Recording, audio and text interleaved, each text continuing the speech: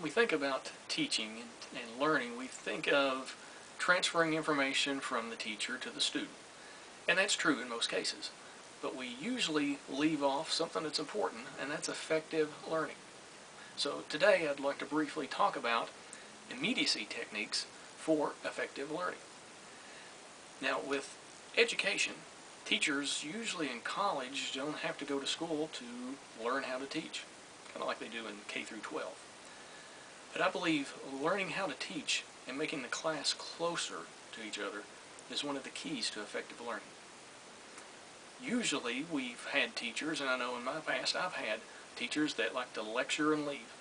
They'll come into class, if the class starts at 9 o'clock, they'll come into class at 8:59, and then they're usually the first ones to leave, and you don't see them again until the next class period. You can't talk to them, they don't communicate well. And that's usually where we have breakdowns. So I'm going to try to give us some good examples of something that we can do to have immediacy in our classroom, and I believe this will affect the students that we're going to be teaching for our future. Immediacy is closeness. It's how we get close to our students. Openness. We can think of it as warmth. It's almost what we have when it comes to friendships. We have immediacy in our relationships. If it enables trust and warmth, then it's a lot easier for learning to take place. For immediacy to take place, it needs to start from the teacher, from the educator. And I'd like to start today with the LMX theory. The LMX theory is a leadership theory, and the LMX stands for Leader-Member Exchange Theory. It's been around since 1975. And it was basically for business individuals, for a leader and the followers. But it's been used in government and it's been used in education. And for today's purpose, we're going to talk about how it was used in education. A leader, or a teacher in class, usually has charisma. The followers want to follow that teacher. They see that that teacher is exciting. That teacher believes in what they're talking about. Or in business, that leader believes in the product. And the followers are divided into two different groups. One is the in group and the second is the out group. In business, the in group are people that want to come to work. They have a good work ethic. They believe in the product. They believe in the leader. The out group are people that just wants to show up to get a paycheck. Same thing in the classroom. The in group are people that are intrinsically motivated. They want to learn. They want to be productive in the classroom. And the out group would be considered students that just come to grade for the class. But a good leader that has charisma and believes in the product that they're selling, not only can they get the in group, but they can get some people from the out group. And that's where immediacy can start. So it starts with the leader or with the teacher. And there's two other characteristics that I want to concentrate on today. The first one is verbal skills. That makes sense that if you're a teacher, you should have good verbal skills. But that's not always the case. Just because somebody mentions a lot of words doesn't necessarily mean a lot of communication has taken place. You've probably been around people, as I have, that have talked in circles. After 20 minutes of talking to them, you have no idea what they said. So just by speaking words, and especially jargon, doesn't mean information has transferred. And this is the key when it comes to immediacy. As teachers, we're supposed to transfer information, sure, but we want to transform the individual. So when it comes to verbal skills, one of the ideas that I would like to impart on today is using proper English. Don't use a lot of jargon to start off. Think of the students' backgrounds. Think of their schemas that you want to build on. And think about this when you're giving examples. The examples ought to be something that the students can relate to. 20 years ago, I had a class in college in undergraduate work, and I had a professor who was in the late 70s. And the examples that he gave, nobody in the class could understand. We couldn't relate to. The examples he talked about was how he used to get up before school and work out in the barn, milk cows, and feed the chickens. I've never been on a farm. I couldn't relate to that.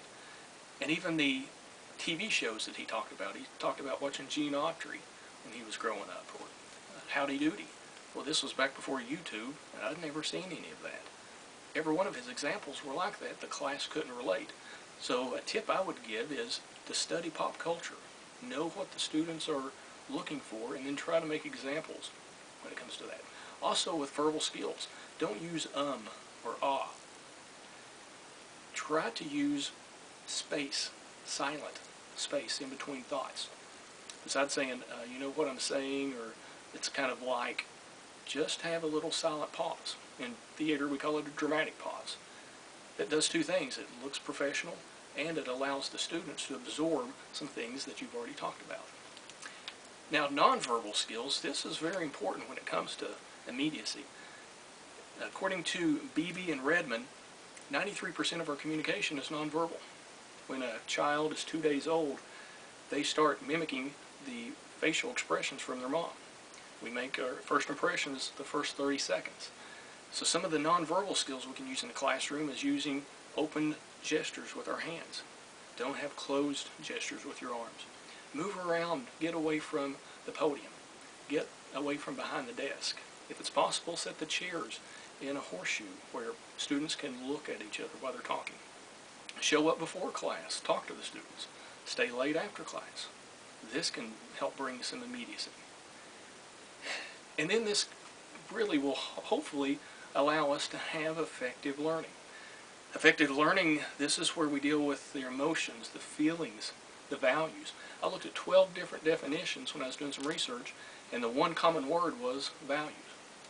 Students will value the class, they'll value us as an instructor, they'll value education, and hopefully this is where effective learning comes into play. After graduation, there'll be a value in society. And I believe this has a really good Christian application. Jesus was a quintessential teacher.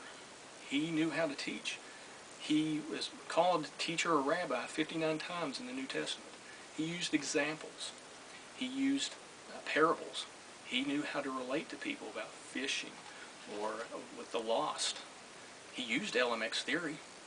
He was charismatic. People wanted to follow him. He had an in group and an out group. And the out group, which was the non-believers, he grabbed a lot of the people from the out group and brought them in. And he not only transferred information, but he transformed individuals.